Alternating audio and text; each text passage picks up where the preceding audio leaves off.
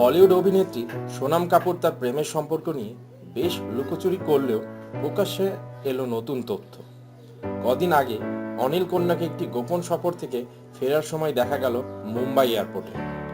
শোনা যাচ্ছে গোপন প্রেমিক আনন্দ আহুজার সঙ্গে মার্কিন মুলুকের লস অ্যাঞ্জেলেসে একান্ত সময় কাটিয়ে দেশে ফিরছেন তিনি। মুম্বাইয়ের ধনাঢ্য ব্যবসায়ী আনন্দ আহুজারের সঙ্গে সোনামের সম্পর্কের কথা অনেক দিন ধরে শোনা যাচ্ছে গণমাধ্যমে।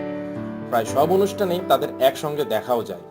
এবার আনন্দের হাত ধরেই লস অ্যাঞ্জেলেস থেকে বেরিয়ে এলেন সোনাম।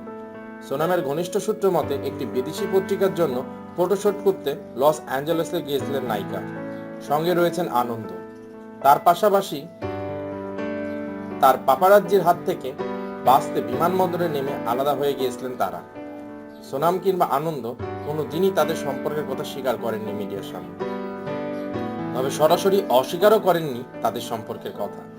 সোনামকে এই প্রশ্ন করা হলে তিনি সবসময় এড়িয়ে গিয়েছেন ব্যাপারটা।